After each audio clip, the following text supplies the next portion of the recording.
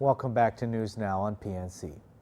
Guam Congresswoman Madeline Bordallo was sworn in for a 7th term on Tuesday as the 114th Congress convened. PNC's Washington correspondent Matt Kay. And that you will well and faithfully discharge the duties of the office on which you are about to enter, so help you God. Congratulations, you're now members of the 114th Congress. Congresswoman Madeline Bordallo says she's grateful and humbled by the responsibility the people of Guam have given her again, as she takes office here for the 7th time since 2002.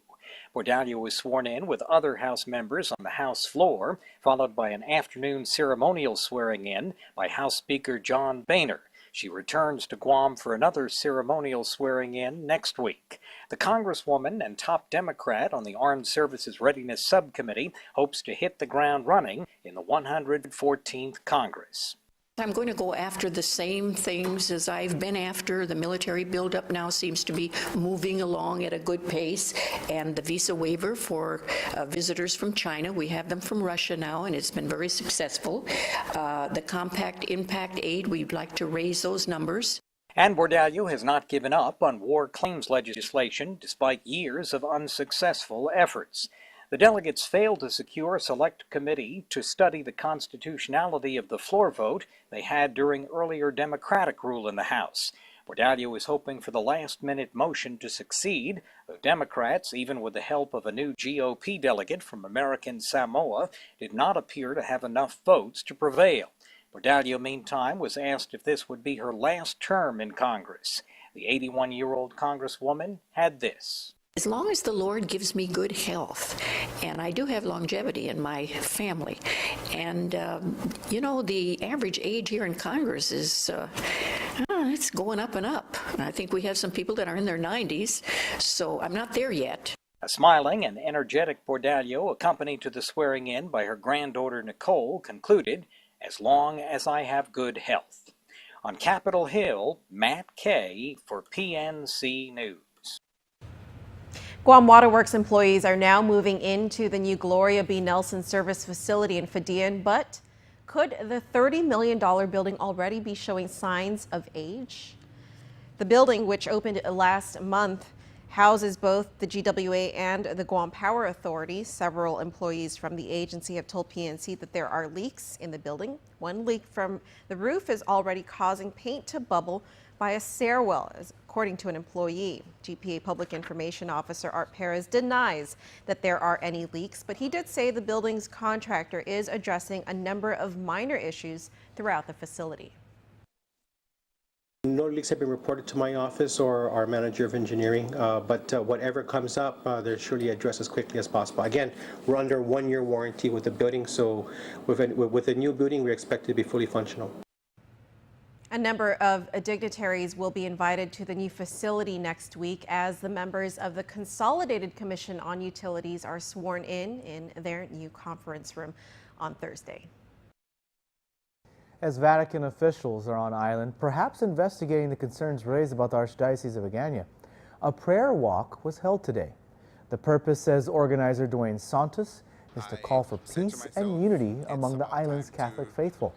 The Catholic community has seen its fair share of controversies over the last year with the removal of priests, allegations of abuse, and financial concerns within the Archdiocese.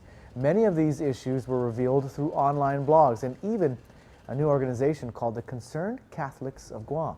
But Santos says this peaceful prayer walk is in no way a protest and not affiliated with any blog or any organization. In no way am I affiliated with any of CCOG events or the Jungle Watch blog. This has been organized on my own personal love for my island's faithful, and the love of God. Peace is needed to heal all of these pain and suffering going on. And I'm in no way trying to organize a protest. The walk began at 4:30 this afternoon and started at the St. Anthony Church to the Carmelite Monastery, also in Tamuning.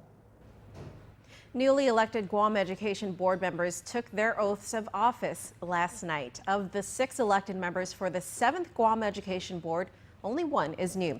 Lourdes San Nicolas will be serving her first term. Peter Alexis Atta, Jose Cruz, Lourdes Benavente, Albert San Agustin, and Maria Gutierrez also took oaths to continue serving. The board is expected to elect its officers sometime next week.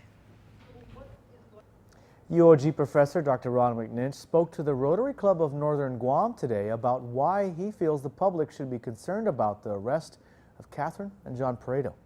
The Paretos were arrested last month for allegedly falsifying claims that there was a cooler filled with pre-marked ballots at a Dededo voting precinct on Election Day. McNinch believes their civil rights were violated, and he questions the jurisdiction of GPD in this case, as he believes it should have been investigated by the Attorney General's office. Dr. Ron McNinch. When there are complaints like this, they go only to the AG. It doesn't go to the police department, and the AG office is the one that has the duty to do this, not the GPD. I don't think that the Guam Police Department should have had this case at all. I think it should have only been with professionals at the Attorney General's office, to be frank. McNinch says he's concerned about the case because he says if it can happen to the Paretos, quote, this could happen to anybody, end quote. The Guam Memorial Hospital Volunteers Association, also known as the Pink Ladies, is looking to expand their services. Catherine Davis Finch, who's been a volunteer for 4 years, says they're looking to attract more volunteers as part of their direct patients assistant program, so there would be more interaction with hospital patients from the surgical ward, skilled nursing unit, and even the nursery. She says there are about 15 services to choose from, and it is a great opportunity to give back to the community. We're moving forward, and I'm excited because we will be actually helping the patients. We have someone at the information desk. We'll have someone helping in the medical records office, just doing little things. But every little thing helps, and it takes away from everyone else having to do these minor things so they can get on with their primary duties, and that's what we're there for. Catherine invites everyone to join the Pink Ladies, especially students who are interested in pursuing a career in the medical field. For more information, you can call Catherine at 727-3313. All right, so everyone's invited to join the Pink Ladies. Even you. I don't think I qualify, though, as a Pink Lady. I think you can. I don't think so, but I know someone who could qualify for a That would Pink be Lady. That would be Joanna O. with weather. Did you enjoy the shower in the morning? Personally, I'm a big fan of rainy days. It started when I was in kindergarten. I used to have this lacy, red, big umbrella. And one rainy day, one of my classmates said, "Joanna, you look like a princess because of your umbrella." Oh, I do. Since then, I really like rain. Welcome to PNC's weather forecast. I'm Joanna O. The rain in the morning as well as last night was due to the shear line moving across the Marianas. The shear line is expected to remain in the region for a few more days, but that does not mean that it will rain throughout the week. National Weather Service says drier air is predicted to filter the area, allowing skies to become partly cloudy with isolated showers for tomorrow and Friday. As for tonight, skies will still be mostly cloudy with isolated showers. Along with shear line is the northeast. Trade winds are still with us as well. This means that the winds will blow towards northeast. Expect wind speed of 10 to 15 miles per hour tonight and 10 to 20 next 2 days. Temperatures are expected to vary from 78 to 88 for tonight and tomorrow, and 78 to 89 on Friday. That's it for me, but stay tuned for more on PNC.